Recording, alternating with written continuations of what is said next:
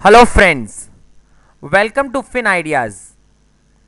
अब हम देखते हैं इंपॉर्टेंट पॉइंट्स ऑफ डेल्टा। सबसे पहले हमने ये समझा था कि जैसे जैसे एक्सपायरी नज़दीक आती है सभी एट द मनी ऑप्शंस का डेल्टा का फोकस 0.5 की तरफ होता है।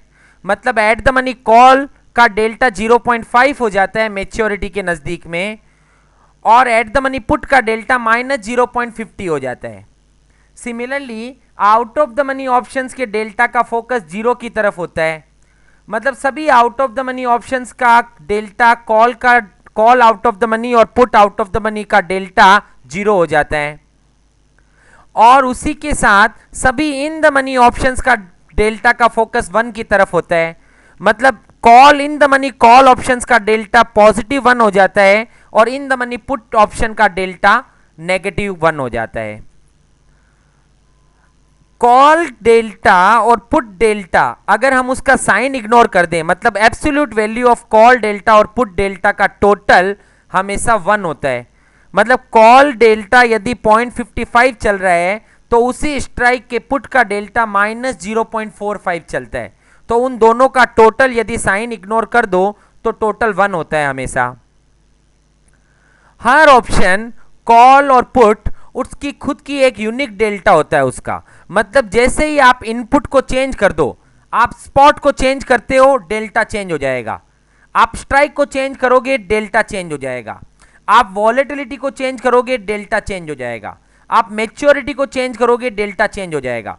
इसका मतलब delta, spot, strike, time, volatility और रेट ऑफ इंटरेस्ट ये सभी के सभी एक फिगर हो तो स्टैटिक फिगर पे एक स्पेसिफिक आपको डेल्टा मिलेगा। जैसे ही आप उसमें से किसी भी चीज को चेंज करोगे तो तुरंत एक नया डेल्टा का फिगर आ जाएगा।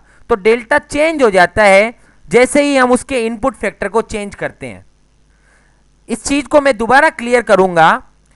डेल्टा आपको बताता है स्पॉट में चेंज होने से आपके प्रॉफिट लॉस में क्या चेंज होगा यह, लेकिन डेल्टा की value spot, strike, time, volatility और रेट ऑफ इंटरेस्ट किसी भी फिगर को चेंज करने से डेल्टा की वैल्यू चेंज हो जाएगी। इसका मतलब ये कि स्पॉट, स्ट्राइक, टाइम, वॉलेटिलिटी और रेट ऑफ इंटरेस्ट में चेंज होने से, स्पॉट के चेंज होने से आपके प्रॉफिट लॉस के चेंज होने की स्पीड चेंज हो जाएगी। फ्यूचर का डेल्टा हमेशा 1 होता है। कॉल ऑप्शन के डेल्टा की रेंज 0 से लेके 1 के बीच में रहती है। सो कॉल ऑप्शन का लोएस्ट डेल्टा 0 होता है और हाईएस्ट डेल्टा 1 होता है। सिमिलरली पुट ऑप्शन के डेल्टा की रेंज 0 से -1 के बीच में होती है। तो पुट ऑप्शन का डेल्टा 0 से लेके -1 के बीच में रहता है।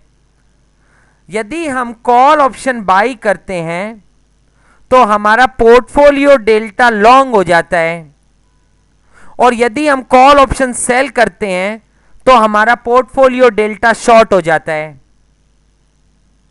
सिमिलरली पुट ऑप्शन यदि हम बाई करते हैं तो पुट का डेल्टा क्योंकि नेगेटिव होता है और हमने उसको बाई किया तो positive quantity multiply by negative delta will give us the final negative answer. So put option by करने से पोर्टफोलियो डेल्टा नेगेटिव हो जाता है, और पुट ऑप्शन सेल करते हैं तो पुट का negative delta multiply by selling मतलब नेगेटिव क्वांटिटी, तो negative delta multiply by negative quantity will give us positive portfolio delta. तो पुट सेल करने का मतलब होता है bullish position. And similarly future यदि हम बाई करते हैं तो पोर्टफोलियो डेल्टा लॉन्ग होता है, और फ्यूचर यदि हम सेल करते हैं तो पोर्टफोलियो डेल्टा शॉर्ट होता है। तो ये सभी थे कॉल ऑप्शन और पुट ऑप्शन और फ्यूचर के डेल्टा के इंपॉर्टेंट पॉइंट्स। Thank you.